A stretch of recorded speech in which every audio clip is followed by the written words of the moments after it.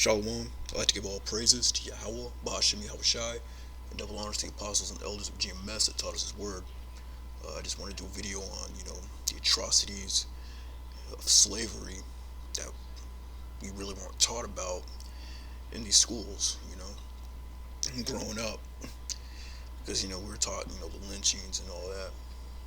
But there's like a whole side of, you know, the sexual exploitation and deviancy and all kinds of tortures and all that went on during slavery that they don't really bring out, like in the mainstream media, in the school system. They make some little movies about it, like Uncle Tom's Cabin. They brought out a lot of good stuff, Mandingo, and all that. But I came across this article from this site entitled FaceToFaceAfrica.com. From that site, and the article is entitled "5 Horrifying Ways Enslaved African Men, for Israelites, were sexually exploited and abused by their white masters."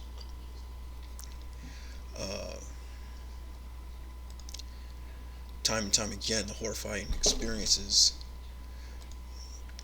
of enslaved Africans working on plantations in the Americas and other parts of the world.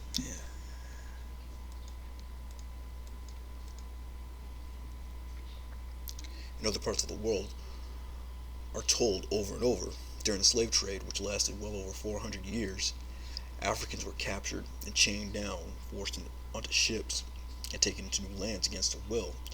Through their harrowing experiences on the ships, many of the enslaved Africans died before reaching their new homes. For many who survived, it was the beginning of sleepless nights. Several hours of working on plantations on empty stomachs, and the constant reminder that in their new lives they were nothing but a commodity to their owners. And that's prophecy. That's biblical prophecy that came upon us. Deuteronomy 28:68. We sold unto our enemies for bondmen and for bondwomen. We bring it into Egypt again on ships. That's prophecy that happened. Prophesied in the scriptures thousands of years before it happened.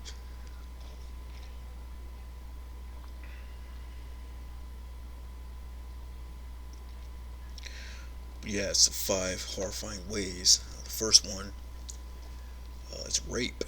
A lot of black men, a lot of Jake men, Israelite were raped. We talk about the women being raped during slavery, but the men were too. Shockingly, the raping of enslaved men was as prevalent as the raping of enslaved women. However, the issue of enslaved men as rape victims has been mainly undiscovered due to the fact that the men were generally shy to voice out that they had been raped by male merchants of their owners. Aside from being shy, the issue of enslaved men being raped was not believable because many of the men that raped them were married or had several girlfriends.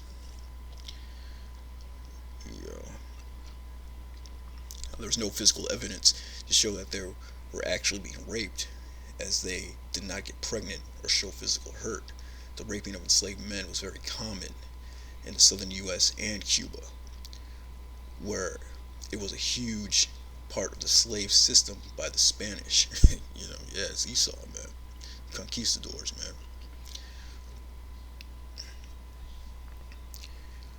When Alexander took over, evils multiplied over the world, man. These guys took over.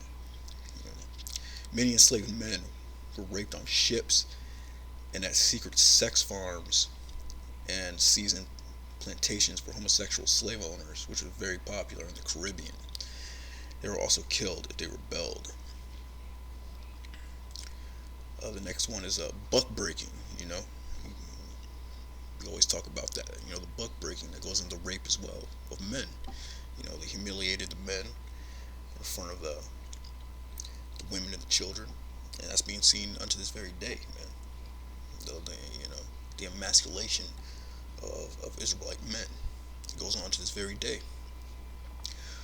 Buck breaking, this form of sexual abuse, was very popular in the Caribbean and involved white supremacists and slave owners, as well as merchants raping a male slave in front of the public to embarrass him and to make him feel less of a man. Yeah, that emasculation. Buck breaking became very popular when slave rebellions had increased. Enslaved men were first stripped naked and flogged in front of a crowd, after which they were raped by white men to serve as a warning to other slaves.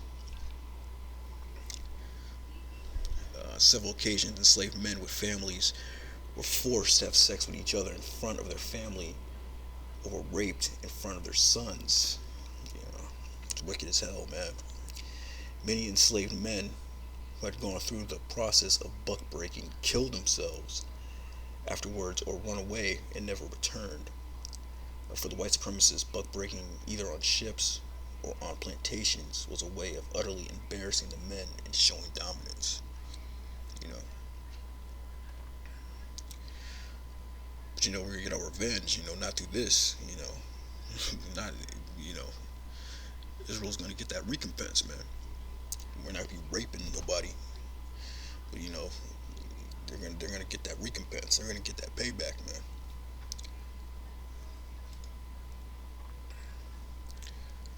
So number three, breeding farms. You know, during the rise of the abolitionists who were fighting for the end of slavery, the slave trade distractedly reduced.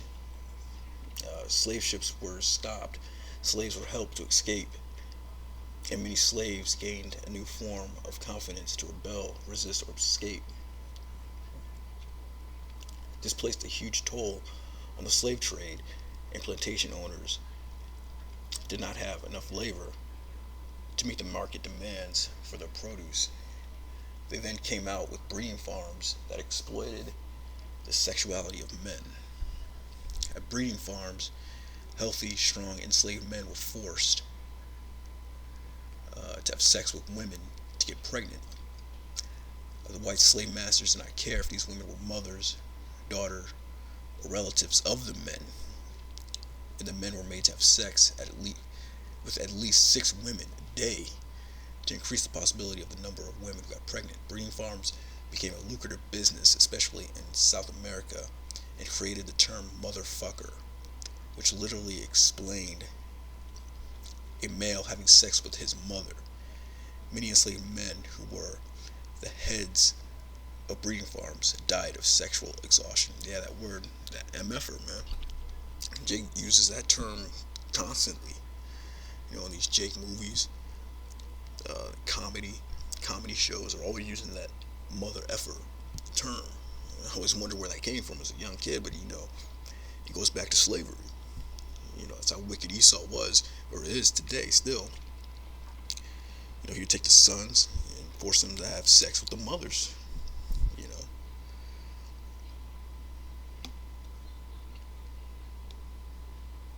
So yeah, the little breeding farms, man. Yeah.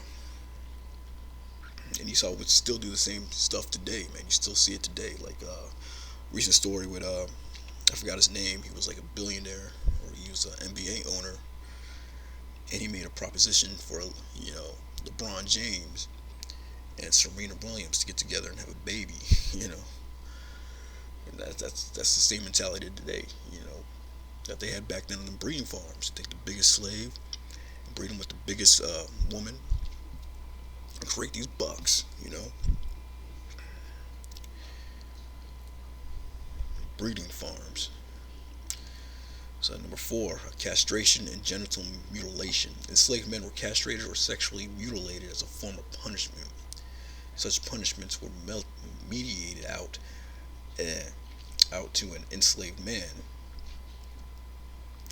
when he was caught in bed with with his master's wife or daughter, or said to be married or having an affair with an enslaved woman who is the sexual interest of a merchant or slave master.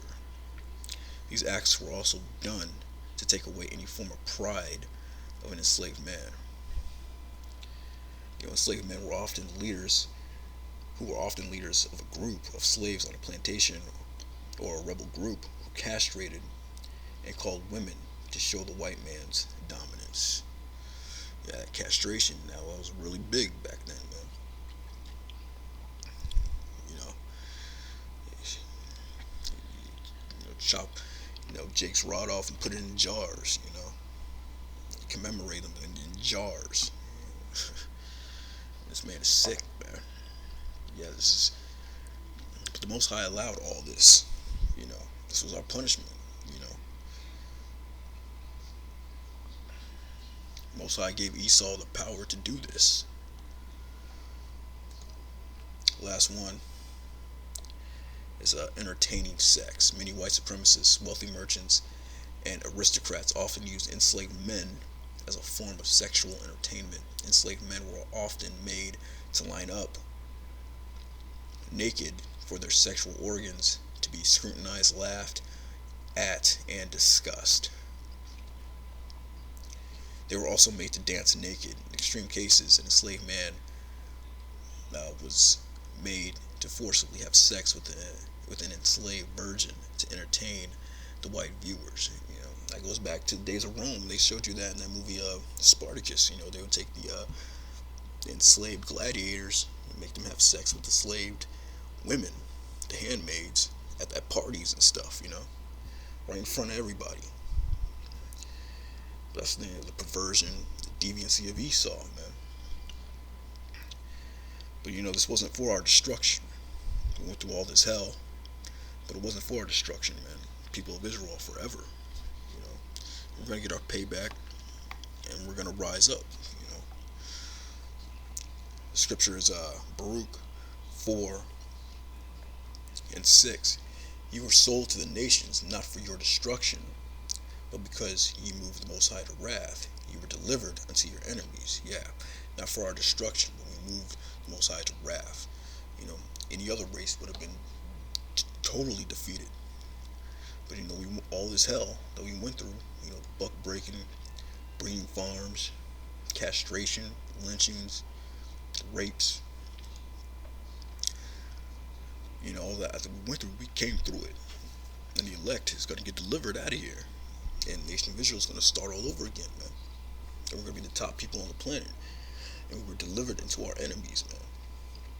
Just like it says in Deuteronomy 28:68, you know, we're sold unto our enemies.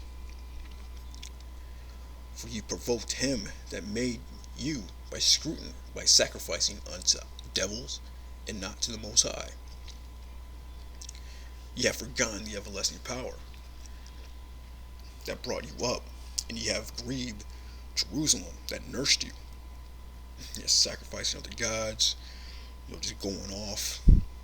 And this is what the Most High did to us, man. This is what we had to suffer. You know, slavery, hardcore slavery, man. And you know, we're almost out of it, though. We're almost there. We're almost out of this, you know. Mainly for the elect.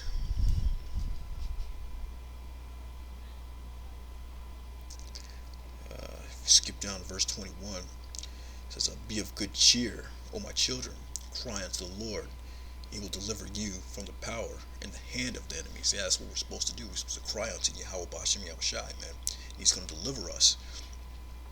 Lord will, the elect, you know, whoever those men are. Because those men are the only ones that are worshiping the Most High in truth. You know, Yahweh Bashem Yahushai in truth. You know, so that's what we have to do. We have to cry to the Most High to get us out of this, you know.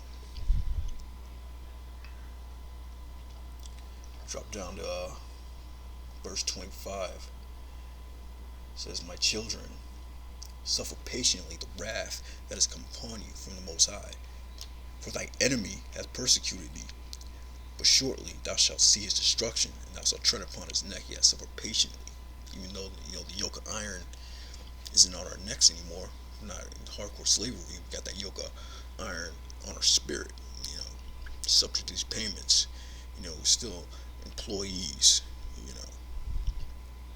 All the hell that we're catching now, you know. The cops killing Jake in the street, choking Jake out in the street, getting off. You know, we're still suffering.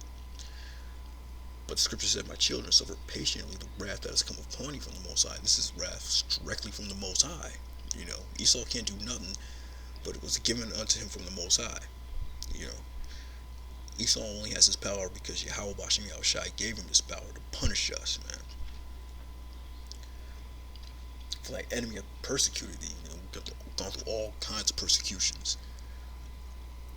But shortly thou shalt see his destruction, and thou shalt tread upon his neck. Yeah, that's when we're gonna get our revenge. That's when we're gonna get a recompense. When Yahweh Shai comes back, you know, gives his men the power, and we're gonna get that recompense, man. And we're gonna tread on his neck. The elect men. 144,000, 1/3 that make it up out of here. They're gonna get that that recompense, that payback for all this castration, general mutilation. That our people suffered, man. And they're gonna tread upon his neck. You know. So yeah, man, as the scriptures say, suffer patiently. Cry unto the Lord. Pray always. Yahweh Shem Shai, get us out of here, man. So with that, shalom.